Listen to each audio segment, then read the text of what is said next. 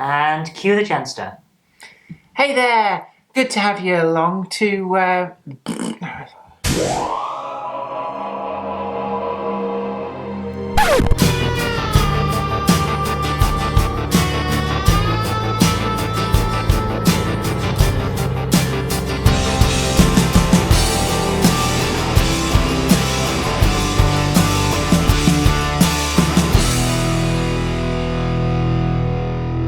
Hey there! Good morning to you. It's a really windy day outside today, but that doesn't matter. We're inside and I'm going to do a box opening and review for you today. And we're going to take a look at a model that's been out a little while now. And basically, this is a model that you can see instantly from the identification there on the outer box, produced exclusively for Model Zone.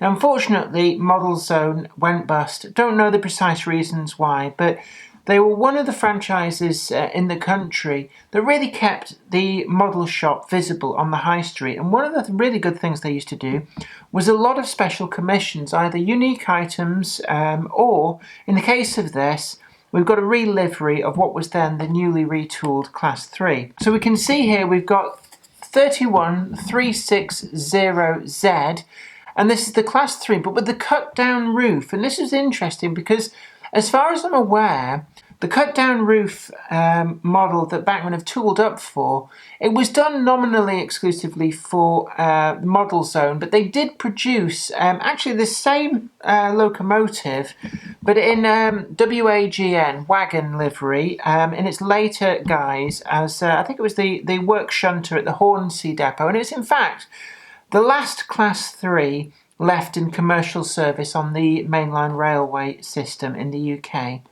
I'm going to slide it out, pretty standard late issue Bachmann packaging, really easy to get into. So let's pull all this out.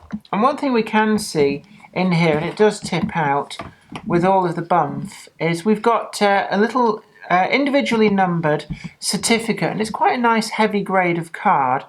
So we've got the little picture of the locomotive and just a little bit of information, and there we go, the year of issue 2010. Now 2010 was actually a really good year for a lot of Bachmann models. The big price rises hadn't yet hit, and we've got such a vast variety of models being released, and one of them was the completely retooled Class 3, and it was a very welcome addition.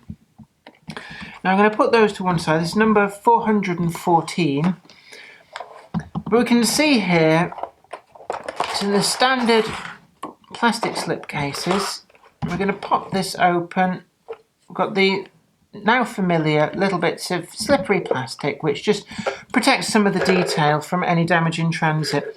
And one of the things, before I put this box away, that I want to draw your attention to is, still sealed here in a bag, we've got these curious little things. And you might think, oh, what on earth are they?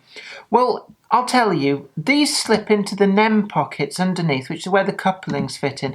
And if you don't want this slightly unsightly, perhaps, cutaway where the couplings poke through on the model, Bachmann has handily provided these, which fit into the NEM pocket and plug that gap.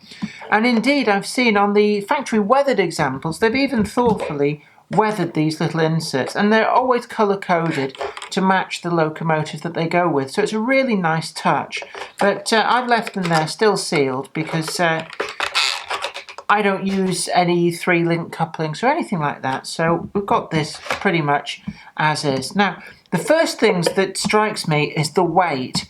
These are an incredibly heavy model.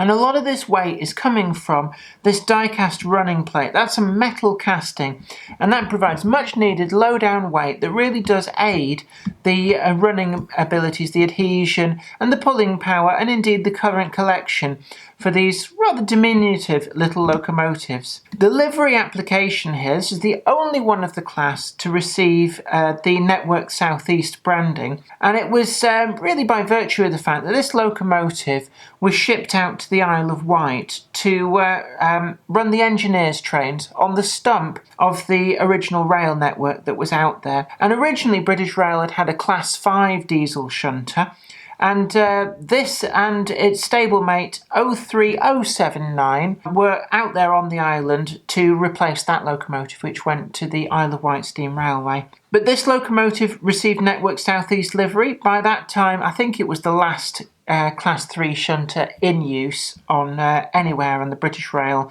network. The cab itself, they had to cut this down because there was a tunnel at Ryde which, as standard, the locomotive couldn't fit through. And I know at the time there was a lot of speculation with the release of this model, quite simply because the cut down of the roof didn't quite match the profile of 03179, this particular model, and also 03079, which were the two that were modified for work on the Isle of Wight.